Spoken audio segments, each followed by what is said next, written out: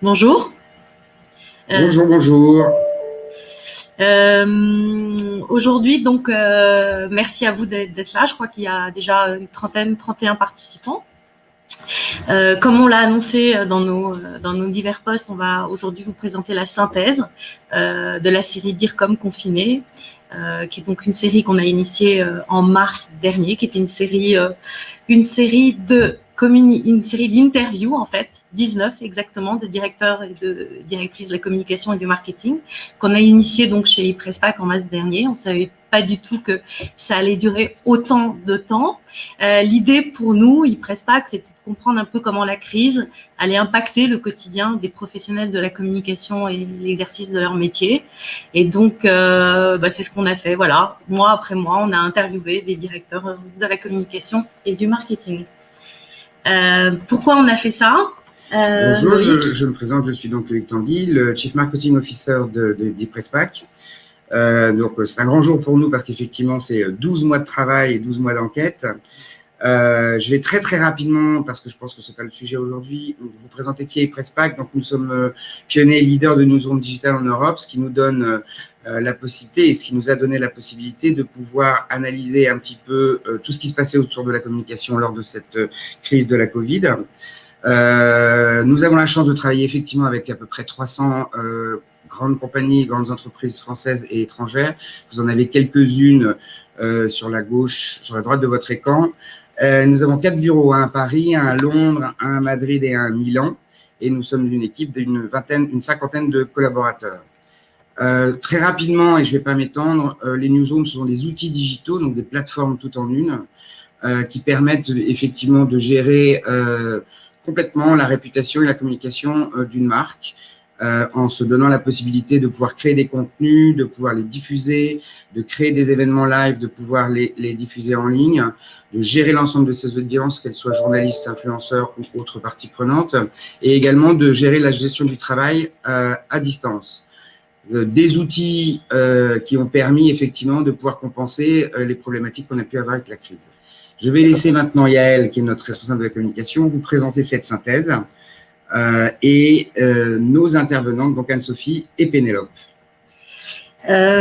Effectivement, Anne-Sophie est avec nous. Anne-Sophie et Pénélope. Anne-Sophie est directrice des relations institutionnelles médias de BPI France, la banque des entrepreneurs, que tout le monde connaît, et elle développe la notoriété de BPI depuis 7 ans maintenant.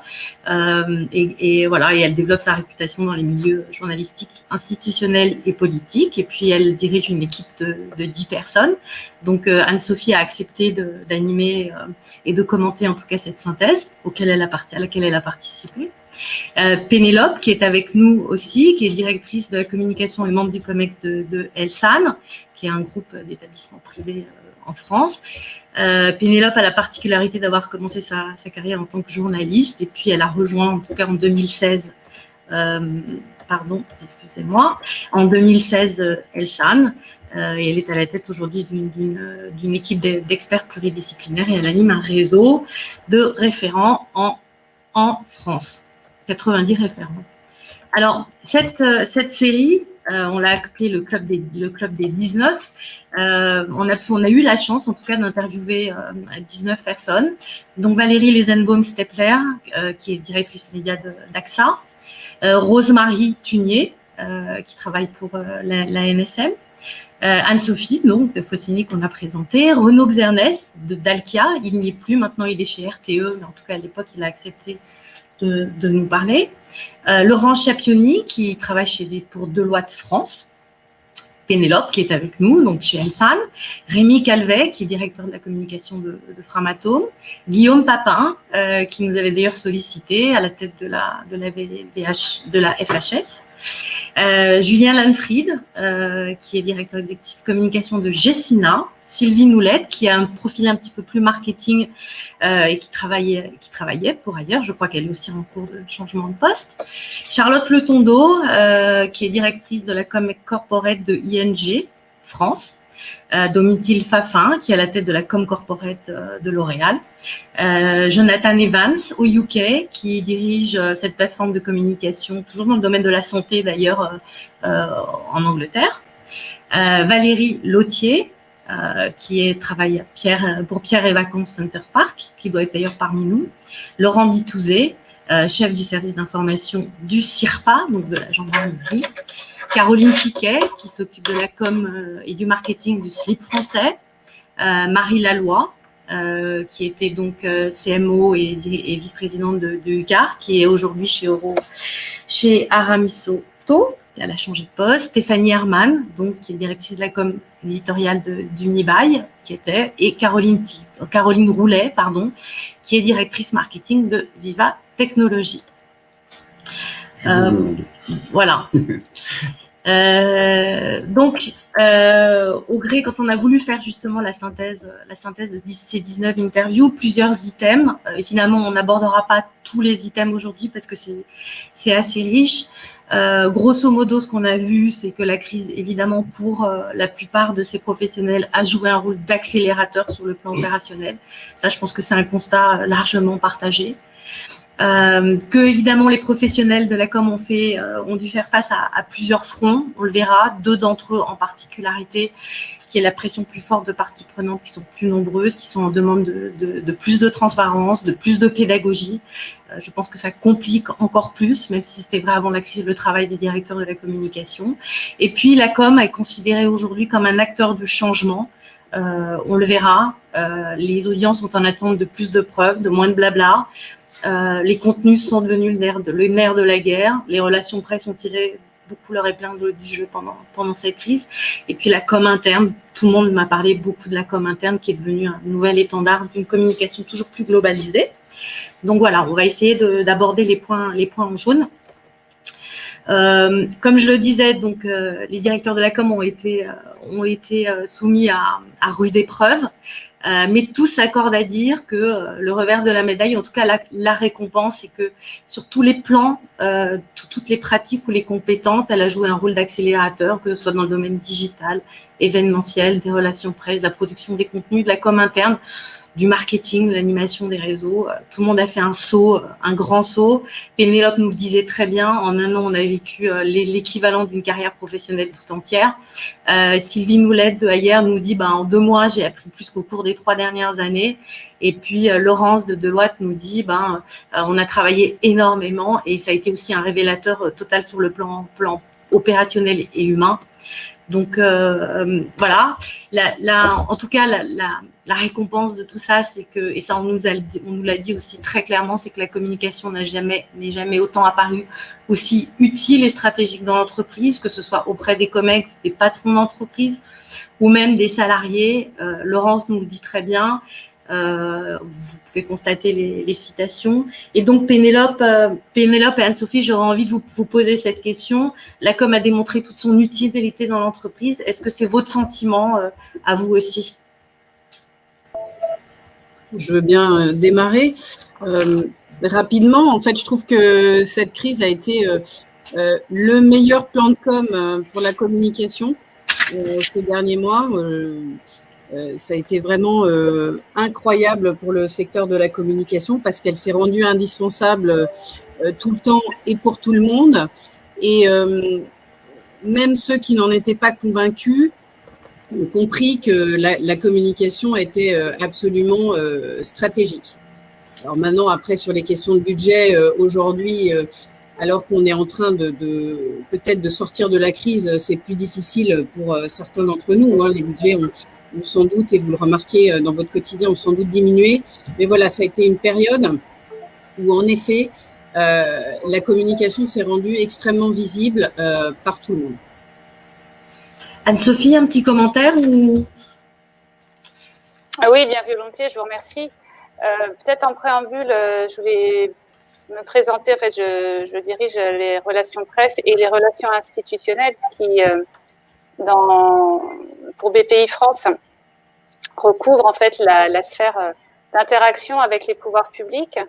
Et je le précise parce que la période que nous avons qualifiée de la période de confinée, en fait, les interviews que vous avez menées, Yael, pour ma part, en tout cas, correspondait à la période du confinement. Et donc, cette première étape de l'année 2020, si particulière, puisqu'elle nous a fait vivre un état un peu j'ai pas envie de dire un état de guerre, mais en tout cas un état d'urgence pendant 2 ou 3 mois consécutifs. Et pour BPI France, donc la Banque publique d'investissement, je ferai le lien ensuite avec la communication, mais je pense que la communication telle qu'on le vit tous dans nos entreprises, elle est quand même au service du business de l'entreprise, elle est au service de sa raison d'être. Donc la première démonstration et les premières réponses que nous avons dû apporter en tant que communicants, ça a été d'être à la hauteur de la raison d'être primaire de l'entreprise. Concernant BPI France, la raison d'être de BPI France, c'est servir l'avenir des entrepreneurs. Et on s'est retrouvé dans une période où il fallait surtout sauver le présent, avec une économie mise à l'arrêt. Et pour la communication, chez BPI France, on a été totalement en support et on a rendu possible en fait l'appropriation des dispositifs de réponse à la crise économique destinés par les pouvoirs publics avec une campagne de communication qui a permis que les dispositifs soient connus des publics cibles, ce qui était rendu beaucoup plus challengeant par le contexte d'un pays confiné avec évidemment des moyens d'information qui ont remis les médias au centre des canaux existants pour s'informer, puisque dans cette période de raréfaction des échanges informels, de non-possibilité de se rendre dans les lieux où on a l'habitude de se rendre, l'importance de la communication et je dirais presque dans sa mission d'information a été multipliée est devenue une variable cruciale. Donc oui, la communication a été une des clés, en tout cas pour l'expérience de BPI France et depuis ma position au sein de l'entreprise, a été un des facteurs nécessaires au déploiement des dispositifs d'urgence économique mis au service des entrepreneurs. Et donc, la raison d'être de servir l'avenir qui s'est potentiellement déplacée vers sauver le présent comportait une variable communication. Si la communication n'arrivait pas à atteindre ses cibles, l'objectif global de BPI France, qui porte en cela une mission d'intérêt général, qui était de dire, ben voilà, les pouvoirs publics ont créé des dispositifs pour les entrepreneurs pour sauver leur trésorerie, n'aurait pas pu être atteint. Donc, si on repart sur cette première période où vous avez mené mon interview, Yael, et les verbatims qui en sont issus sont très marqués de cela. C'est-à-dire qu'il y a eu un sentiment vraiment de concourir à une mission qui nous dépasse beaucoup, mais pour lesquels on était les premiers soldats, entre guillemets, sachant que, bien que ne développant pas les prêts en soi, puisque nous étions une banque au service des autres banques de la place, nous en étions un allié indispensable. Et ce message-là, il a fallu le faire passer au grand public de manière massive. Et donc de sortir un peu d'un univers de communication sur lequel BPI France était très très bien identifié dans la communication financière, en direction des entrepreneurs, la communication, les titres de presse économique, où on a déjà une visibilité très très forte. Là, on est un peu sorti du décor et on est passé dans les masses médias pour que toutes les personnes qui environnaient l'entrepreneur soient aussi des cordes de rappel pour lui dire « j'ai entendu dire que BPI France portait ce dispositif du PGE, j'ai entendu dire qu'il y avait un plan tourisme, rapproche-toi d'eux, va sur la plateforme ». Donc oui, forcément, on a été un des ingrédients nécessaires à la réussite de la recette globale. Ok. Merci pour cet éclairage. Donc, la communication n'est jamais parue aussi utile et stratégique dans l'entreprise. Vous en avez convenu toutes les deux. On disait tout à l'heure que les professionnels de la communication ont fait face à plusieurs fronts, même si le mot d'ordre était plutôt à la sobriété et que tous les efforts ont été portés sur une digitalisation à marche forcée. Il y a deux grands enjeux qui semblent se détacher. Ils étaient vrais avant la crise, mais j'ai l'impression que ça s'est, au regard des interviews, exacerbé. C'est une pression plus forte des parties prenantes qui, elles, sont plus nombreuses à interagir. Et puis, une demande accrue de pédagogie et de concertation. Sous l'item, une présentation plus forte des parties prenantes, plus nombreuses, il y a plusieurs choses. C'est une notion assez riche. Les témoignages l'ont assez bien dit. On a l'impression que donc, les parties prenantes sont plus nombreuses à veiller, à considérer, que l'écosystème est beaucoup plus large et global. Certains dire comme nous ont dit que ça devenait des organismes de veille et des tours miradors 24 heures sur 24 pour regarder tout ce qui se dit partout et comment. Dans cette notion aussi, il y a l'expression d'un besoin de transparence généralisée. Alors, on verra tout à l'heure avec Anne-Sophie et Pénélope, si elle veut bien, si au fond, cette transparence exprimée, c'est un remède miracle ou une tyrannie, voire peut-être les deux. Dans cette notion aussi, il y a l'expression, Laurent Bitouzet vous l'a dit, d'opposition et de clivage qui sont plus marqués qu'avant, avec des opinions qui se cristallisent vraiment et des communautés dont on ne peut pas, avec lesquelles on ne peut pas argumenter. Et puis, quelque chose qui est assez nouveau finalement, contre lesquels finalement les l'IRCOM semble assez peu armé, qui est l'exacerbation des émotions aujourd'hui. Et de fait, la conclusion, c'est que, enfin en tout cas une des conclusions, c'est que l'exercice de la communication semble se compliquer, tirailler entre le besoin de rationalité et la gestion des émotions. Je vous le disais, il y a eu des citations qui sont assez fortes là-dessus. ING, Charlotte nous disait que les combats ont de plus en plus de résonance médiatique et fédèrent de plus en plus de monde. La demande de transparence se généralise et que ce soit de la part des consommateurs, des actionnaires, de toutes les parties prenantes, que tout le monde est concerné. Valérie de AXA nous dit qu'effectivement le spectre est devenu énorme, que la com se fait de plus en plus globale, qu'il y a de plus en plus d'interactions et qu'aujourd'hui les expressions sont totalement multicanales. Voilà. Et puis Laurent Bitouzet nous disait tout à l'heure justement qu'il faisait face à des barrières de cercle très fermées, des communautés qui ne veulent pas changer d'avis, avec lesquelles on ne peut pas dialoguer et qui ont un pouvoir d'influence. Avec une nouvelle notion justement qui était que l'émotion est quelque chose à prendre en compte dans la communication aujourd'hui et que ça reste un exercice très compliqué. Peut-être Anne-Sophie, Pénélope, sur cette notion de transparence que je trouve intéressante, elle semble être aujourd'hui le slogan commun et quasi obligatoire de toutes les entreprises. Alors pour vous, qu'est-ce que ça vous évoque? Est-ce que c'est un remède, une tyrannie, les deux? Voilà, qui veut peut-être... Je peux dire un mot. Merci Yael. Effectivement, de mon côté, en tant que groupe d'établissements de santé, où en effet, on était au cœur de la crise avec évidemment en soutien des établissements publics. Oui, la transparence était de mise, mais je vais dire c'était une tendance qui était déjà extrêmement importante. Donc, si on dit qu'aujourd'hui elle est importante, oui, j'ai envie de dire enfin. Est-ce que c'est un remède? Je ne sais pas. Mais en tout cas, quand vous dites une tyrannie, nous, ça a été compliqué et je pense que beaucoup de ceux qui nous écoutent, l'ont vécu. Il y a eu beaucoup de fake news dans le milieu médical et de la santé. Par exemple, tout le monde s'est mis à parler de tout.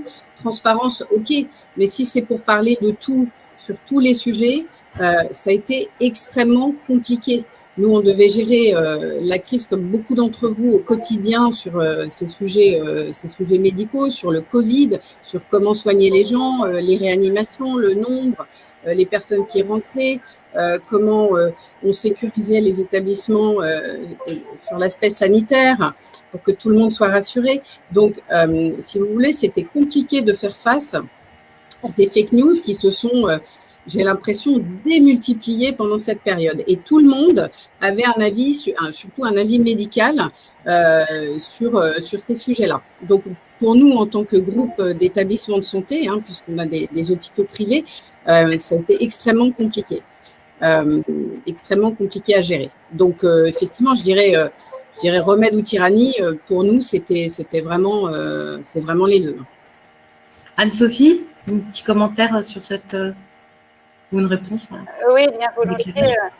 Alors, je comprends ce qu'a dit Pénélope en lien avec son activité, donc certainement une grosse contrainte de vouloir et de devoir en fait rendre compte par nécessité et en même temps de garder la maîtrise de ce qui sort en fait estampillé par l'établissement. Du point de vue de BPI France, en réalité, la question s'est pas posée en ces termes-là, dans la mesure où notre parole était relativement attendue et peu concurrencée.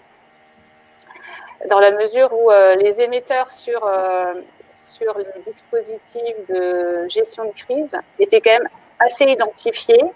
La confiance était là et on n'a pas vécu d'attaque de groupes qui prendraient la parole en se prétendant détenteurs d'une vérité plus forte que ce que nous, on avait à dire à l'époque, puisqu'on était tout de même dans un halo de crise majeure, de collapse potentiel de l'économie. Donc, j'ai, à rebours de ce qui vient d'être dit, plutôt le sentiment que la crise nous a beaucoup conforté sur évidemment une politique qui était déjà la nôtre depuis la création de BP France, c'est-à-dire de communiquer de manière très régulière et avec un maximum de transparence, tout en gardant une responsabilité forte sur ce qui sortait et estampillait BPI France en termes d'information. Mais la crise a plutôt conforté BPI France en tant qu'interlocuteur de premier rang et de premier crédit sur ces métiers. Alors on a en cela plutôt capitalisé en termes réputationnels, j'ai envie de dire du fait de la crise,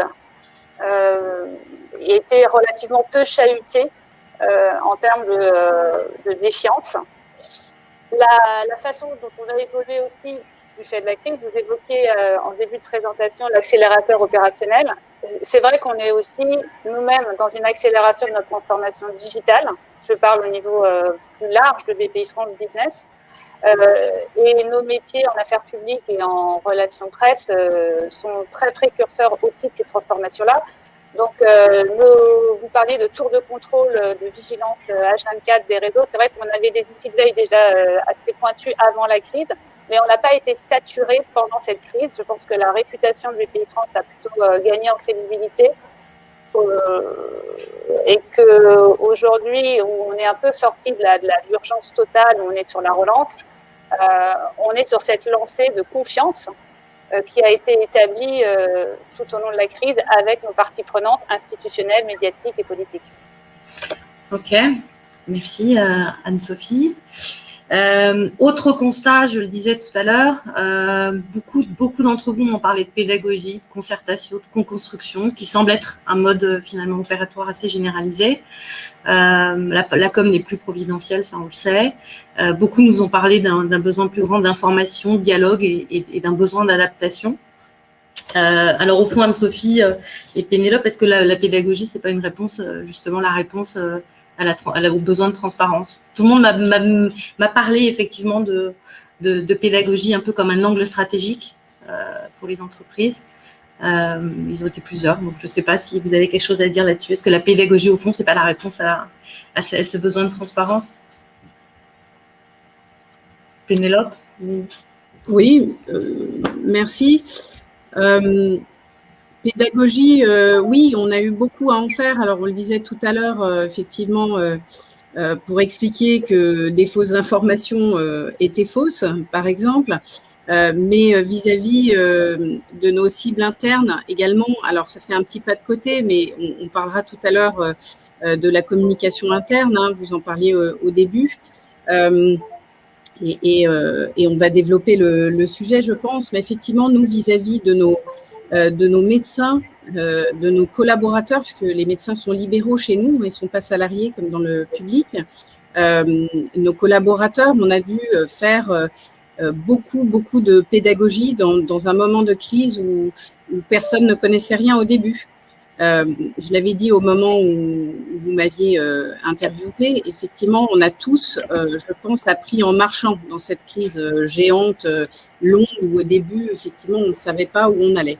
Donc, beaucoup de pédagogie envers toutes les cibles, et y compris envers les journalistes, effectivement, parce que des sujets, effectivement, qu'ils découvraient, ou leur expliquer comment ça fonctionnait.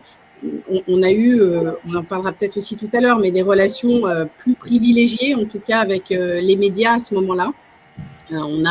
Justement, il y aura une question tout à l'heure justement sur la relation, sur la crise et les relations avec la presse. Pénélope, c'est effectivement de meilleures relations et plus de pédagogie dans cette crise où effectivement tout le monde a dû se former sur le tas sur beaucoup de sujets. Anne-Sophie, un petit point sur la pédagogie ou...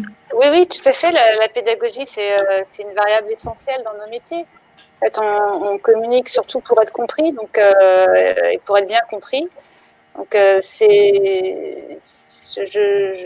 pense qu'entre nous, on sait que c'est un des éléments clés aussi pour avoir une communication qui passe bien. Et c'est une variable qui devient encore plus critique en période de crise, puisqu'on est face à des publics dont les attentes sont démultipliées. Et donc, notre parole, elle est d'autant plus attendue. Moi, je mets ça en lien avec la confiance, en fait. Hein. C'est quand on rentre dans la crise en ayant déjà tissé une relation de confiance avec ses parties prenantes, quelles qu'elles soient, on est beaucoup plus à l'aise. Et la pédagogie, elle est nécessaire pour créer de la confiance au tout départ. Donc, c'est vrai que de notre point de vue avec les France, on est rentré dans la crise avec un capital confiance qui était assez bon. La crise a plutôt légitimé notre raison d'être et la communication a été une des clés du succès. Donc, on ressort de là avec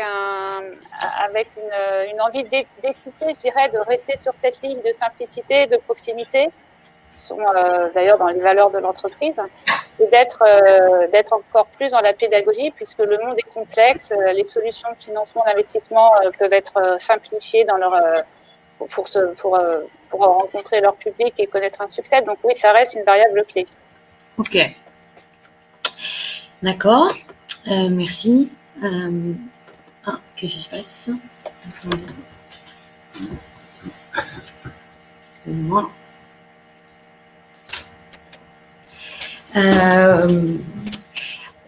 Troisième constat de ces interviews, c'est qu'effectivement, toutes les entreprises sont en transformation. Je pense que ça n'a échappé à personne. Et pour certains, la communication accompagne la transition. Pour d'autres, elle est considérée comme un levier d'action et de transformation.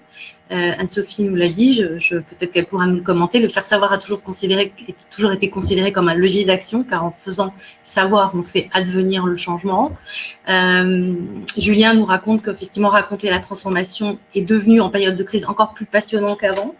Alors, Anne-Sophie et Pénélope, est-ce que pour vous, la communication est vraiment transformatrice?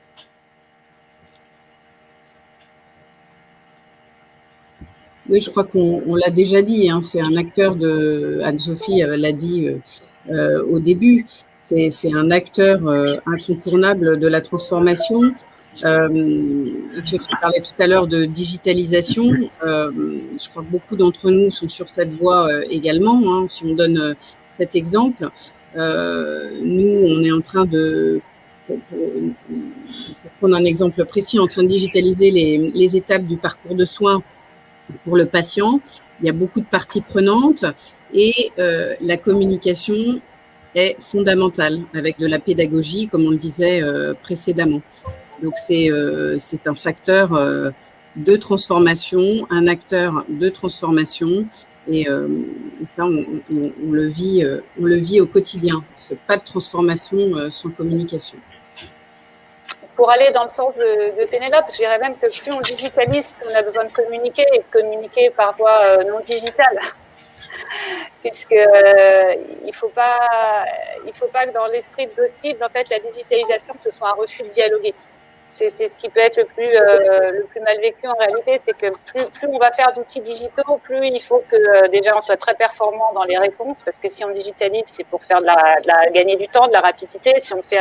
Si on met en place un site presse, une newsroom, il faut qu'elle soit ultra opérationnelle et ultra agile. Sinon, quel intérêt? On décroche son téléphone et on essaie d'avoir des réponses très rapidement. Je prends un exemple qui est un peu en lien avec nos métiers pour que ce soit parlant. Mais dans tout le parcours de digitalisation de la banque, évidemment, il faut apporter beaucoup de communication pédagogique autour des attendus de cette digitalisation pour qu'elle soit perçue comme un vrai avantage pour le client final. Donc, on a en permanence le souci de mettre du sens autour de l'action.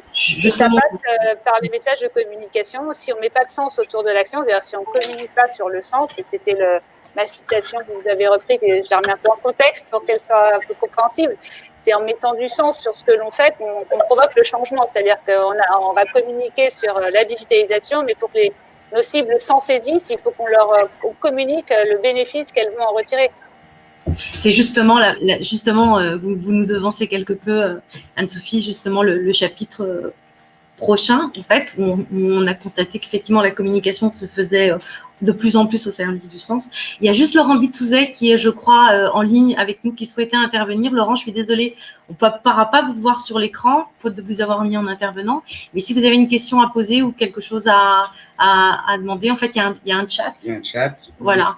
Ou la partie questions sur la droite. Voilà. Et on y répondra. Et on y répondra bien volontiers. Voilà. Peut-être on peut donc continuer. Justement, Anne-Sophie, ce qu'on disait tout à l'heure, la communication comme acteur du changement, plus de preuves et moins de blabla. La com s'est attachée pendant la crise à faire sens, à montrer les actes et les engagements solidaires. C'était très clair en quoi l'entreprise pouvait faire quelque chose pour la société. Et elle s'est vraiment concentrée sur la démonstration et les preuves. C'était vrai avant la crise, mais les choses semblent accélérer. Ce qu'on a pu aussi noter, c'est que la com se fait de plus en plus globale et qu'on a abandonné quelque peu les contenus pour cible unique. C'était vrai aussi déjà, ça s'est accentué. Tout est dans tout et inversement. Stéphanie nous disait l'entreprise ne peut plus communiquer sans preuve. Marie nous disait on ne bâtit pas de la com sur du fake ni sur du vent, mais sur des actions concrètes et engagées. Et Laurence nous dit très bien que les prises de parole ne peuvent plus se contenter d'être audibles aujourd'hui. Elles doivent être avant tout crédibles et que la crise a donné une prime à la com de preuve. Pour faire le lien avec ce que vous disiez tout à l'heure, et que effectivement la raison d'être, qui est vécue souvent pour beaucoup d'entreprises comme une boussole, n'a pas échappé à la règle, puisque il est lui aussi la raison d'être et elle aussi mise à l'épreuve des faits et vice versa. Valérie nous le dit très bien, une raison d'être, c'est pas une phrase qui fait jolie sur un mur, elle n'existe que parce que des preuves l'illustrent. Voilà pour la communication de preuves. On en a un petit peu parlé. Anne-Sophie, Pénélope, peut-être vous avez quelque chose à dire sur le sens, enfin la com au service du sens. Écoutez, je crois que Pénélope a mis son micro en accès. Ah, on n'entend plus. Non, je voulais vous laisser parler. Un petit mot, oui, effectivement, mais c'était pas particulier à la crise. Effectivement, on le voit dans le travail sur la raison d'être, mais également dans notre quotidien. Et ça a été dit, hein, je vais rien dire de plus. Si vous voulez, ça a été dit partout. On peut plus communiquer sans preuve. Et là, je reprendrai un peu ce qu'on dit toujours quand on délivre des informations financières. Finalement, il faut être exact, précis et sincère. Et ça s'est encore plus vu pendant la crise. Toutes nos cibles, évidemment les journalistes, avaient besoin de preuves sur tout ce qu'on disait. Donc, c'était extrêmement important, effectivement. Merci Pénélope. On va peut-être avancer un tout petit peu. On sait aussi, j'ai beaucoup entendu parler de contenu. Devenu pour tout le monde, en tout cas, le nerf de la guerre. Ce qu'on a noté aussi beaucoup, c'est qu'il y avait plus d'audace, moins de formalisme. Au pied du mur, finalement, toutes les DIRCOM ont produit des contenus avec une grande liberté de ton, d'action. Elles ont créé, innové, inventé. On a vu apparaître des nouveaux formats, des émissions en direct, des newsletters façon roman photo, des radios internes, des courtes vidéos posées avec des interviews, 3 questions à poser à des comex. Les formats digitaux ont court-circuité quelque peu les hiérarchies traditionnelles. On a vu apparaître plus de relations directes, plus de spontanéité, plus de vrai. Et puis ces contenus, en fait, se sont adressés à tous les publics sans distinction. Abolissant en fait définitivement la frontière qui pouvait exister entre com interne et com externe. Voilà, donc Renaud nous l'a très bien dit, finalement la crise nous ramène à l'essentiel, le contenu.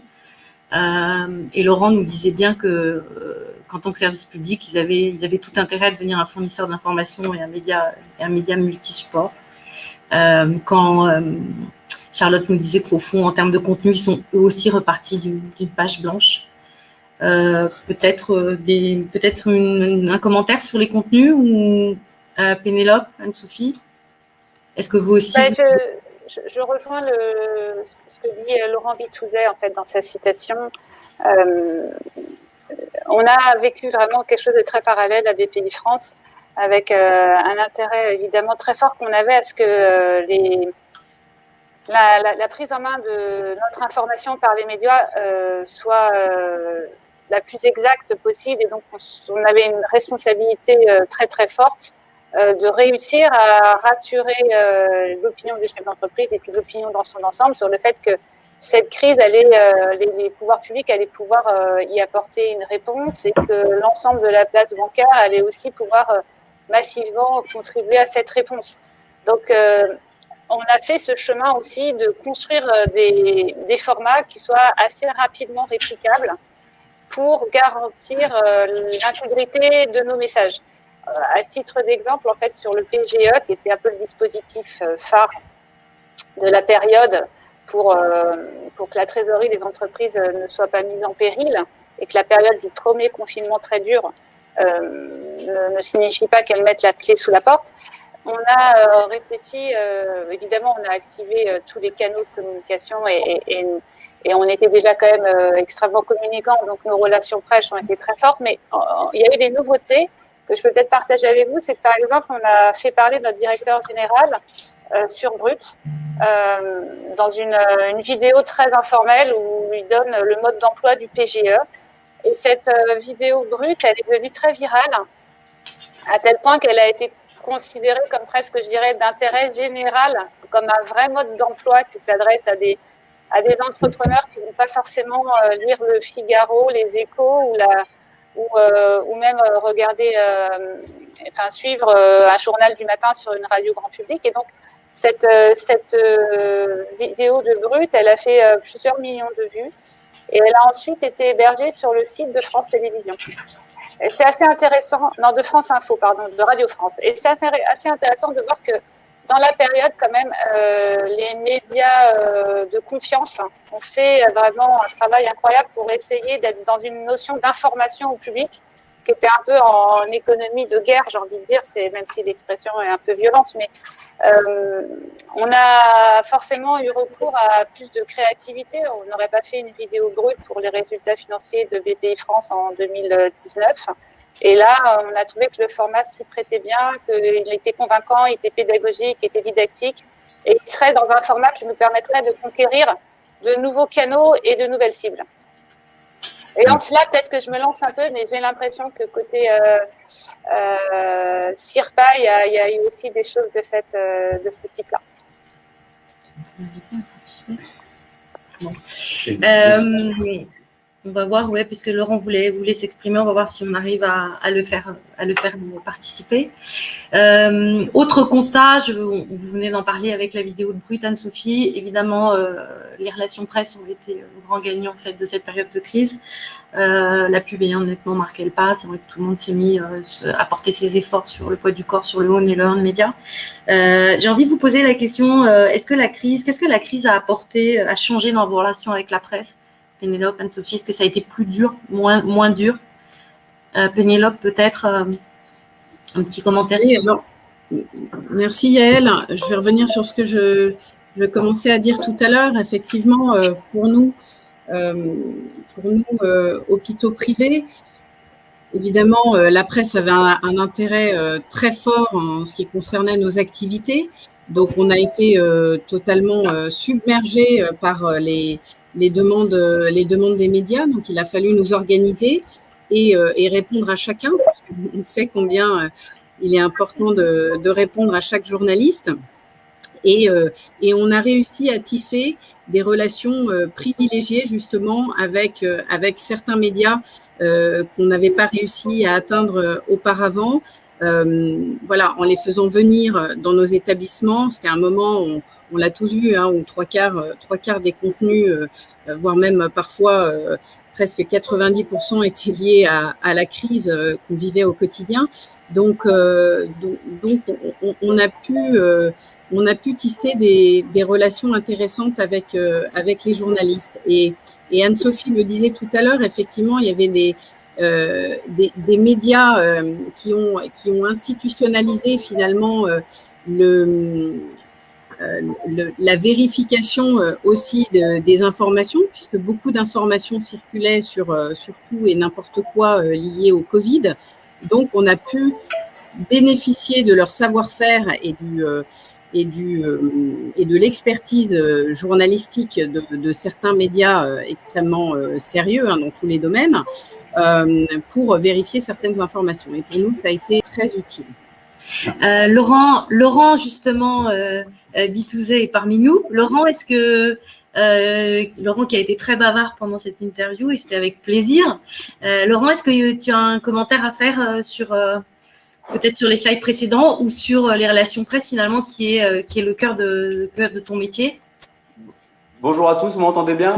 Oui. Voilà. Merci beaucoup. Non, je ne veux pas du tout m'imposer dans la participation. Moi, j'écoute avec attention Anne-Sophie et Pénélope et se dérouler. Et je rejoins en tout point. Et en particulier, j'ai l'impression, nous, qu'on avait vécu une crise beaucoup plus sécuritaire en 2018-2019 avec les Gilets jaunes. Et là, on a vécu une crise sanitaire. Et ce que disait Pénélope, tant sur les fausses informations et tout le besoin de transparence qu'il y a eu besoin de créer, on l'avait connu, nous, avant. D'où ma première réflexion que vous avez présentée sur le fait qu'on était face à des groupes fermés. Parce que dans la crise, c'est très compliqué d'aller chercher ces groupes qui développent des fausses informations. En revanche, quand la crise passe à autre chose, en tout cas ce qui est pour nous de sécuritaire à sanitaire, on a pu justement développer, et j'en viens au propos que vous évoquez tout de suite, une empathie, une confiance, créer de la transparence avec la population. Notre rôle, il est de rassurer, il est de protéger la population, mais dans cette crise sanitaire où chacun est dans une situation sociale étonnante et inconnue, confiné, resté chez soi, pas pouvoir se déplacer, ça a créé des angoisses et des inquiétudes.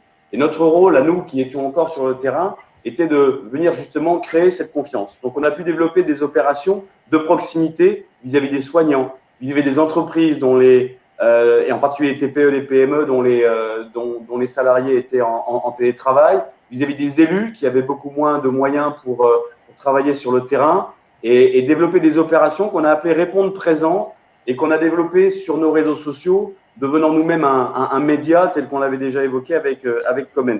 Et d'où le développement avec la PQR que j'évoque ici, parce qu'effectivement, créer cette transparence, qui est notre devoir de redevabilité vis-à-vis de la population. Nous sommes une institution publique, une administration publique, et à mon sens, elle est de dire à la population ce que nous faisons avec pédagogie, créer cette confiance en toute transparence. Et effectivement, dans cette crise sanitaire, ça a permis de développer beaucoup d'actions qui ont été reprises en proximité. D'où pour nous cette réaugmentation de liens avec les médias et en particulier des médias traditionnels et locaux en presse quotidienne régionale. Ça a plutôt bien fonctionné. Beaucoup d'entre vous connaissent le prix de la relation client Kantar Bearing Point. Et en 2020, nous avons reçu le prix de la relation client administration publique, certes pour la 6e année consécutive, mais on remarque dans les retours d'expérience de Kantar et Bearing Point que justement, c'est en créant cette confiance pendant l'année si particulière de 2020 qu'on a augmenté la confiance que les gens avaient en la gendarmerie par ces actions de proximité. Voilà, donc je pense que tout se tient et les évolutions correspondent à ce que vous évoquez depuis tout à l'heure. Merci Laurent. Pour compléter ce que dit Laurent avec l'expérience BPI France, qui est aussi une entreprise à capitaux publics, donc avec une mission et une ambition de servir l'avenir, qui est notre baseline de marque, mais qui a été sur laquelle on a apporté une vraie démonstration, ça a été une vraie, on a permis de donner vraiment une lisibilité à cette mission très forte pendant la crise. Je dirais qu'en termes de relations presse, la grosse percée qui est aussi à mettre en lien avec la digitalisation des relations presse pendant la période, c'est qu'on était un acteur extrêmement bien référencé du point de vue national. La PQR nous connaissait, on avait des exercices réguliers d'échanges avec eux à travers nos bilans d'activités régionaux sur lesquels on est très soucieux d'avoir des reprises par la PQR. Et là, on a d'abord déployé nos messages auprès de la PQR. En fait, on a voulu faire quelque chose un peu différent, c'est-à-dire de se dire que l'information devait être en presse nationale. Et pour nous, la presse nationale, c'est la PQR, puisque la presse nationale PQN est en réalité une presse relativement parisienne si on étudie les études de lectorat. Donc, si on veut couvrir et avoir des messages qui rentrent dans les territoires, c'est vrai que la PQR est indispensable. Et on sait à quel point les médias tels la PQR ont eu des pics de lectorat pendant la crise. Ils ont été considérés comme des acteurs de confiance par les Français. Et donc, on s'est adressé plus à eux qu'on l'aurait fait à la limite en temps traditionnel. Et le digital nous a beaucoup aidé à le faire. Les conférences de presse à Paris, où vous ne réunissez que quelques correspondants de presse régionale, sont devenues des conférences de presse digitales avec des connexions de la part des journalistes de la PQR extrêmement nombreuses. D'ailleurs, habitude qu'on a gardée, on allait récemment lancer avec Cybermalveillance un guide sur la cybersécurité pour essayer de sensibiliser les PME à l'enjeu de la cybersécurité et aux dispositifs d'accompagnement mis en place par BPI-France, à la fois en conseil et en financement de solutions. On l'a lancé avec une double exclue en PQR, le groupe EBRA d'un côté et Ouest France. Il y a quelques années, on se serait peut-être dit, c'est pas mal d'en parler dans les échos. Donc, je veux dire, et la crise est passée par là, mais je dirais que la digitalisation des relations de presse donne un accès beaucoup plus facile à des journalistes qu'on touchait un peu moins. Alors que ça semble une évidence, mais je pense que c'est bien de le rappeler parce que ce qu'on vit là aujourd'hui, l'exercice informel de partage d'expérience, avant la crise, on ne l'aurait peut-être pas fait sur Livestorm. Et bien dans les relations presse, c'est évidemment la même chose. Je pense que chacun de nos établissements et des sociétés dans lesquelles nous travaillons a expérimenté cela. Le digital a aussi des aspects extrêmement intéressants pour créer des contacts avec des interlocuteurs qui nous sont un peu plus éloignés d'un point de vue territorial. Ok, top. Merci Anne-Sophie. Dernier point. Il nous reste juste peut-être 2 minutes pour l'évoquer avant les questions. C'est tout le pan en fait de la communication interne. La crise évidemment a mis sur le devant de la scène, en particulier la discipline de la communication interne. Tout le monde en a parlé comme une priorité. Évidemment, les salariés n'avaient plus de présentiel ni de machine à café et ça devenait leur principale source d'information.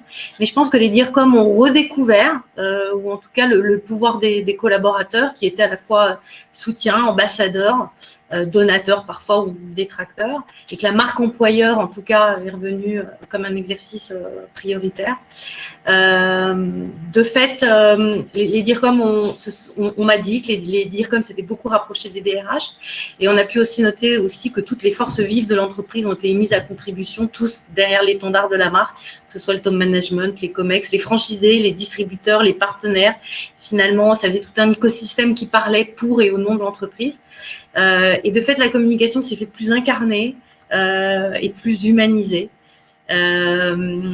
Charlotte nous l'a très très bien expliqué dans sa citation assez complète. Elle dit que finalement la crise a modifié la perception de la com interne, que son rôle est devenu beaucoup plus clair pour tout le monde sur la cohésion, sur son bénéfice, sur le lien et l'engagement. Que les réseaux sociaux, évidemment, ont accéléré la décentralisation de la com et que du coup, la com était beaucoup plus incarnée par ses salariés et qu'elle fait le pari, en fait, que le grand challenge de la communication interne des prochaines années, de la com, ce sera la com interne ces prochaines années. Alors justement, Pénélope et Anne-Sophie, est-ce que finalement la com interne, demain, ce sera un nouveau mantra des directeurs de la communication? Pénélope?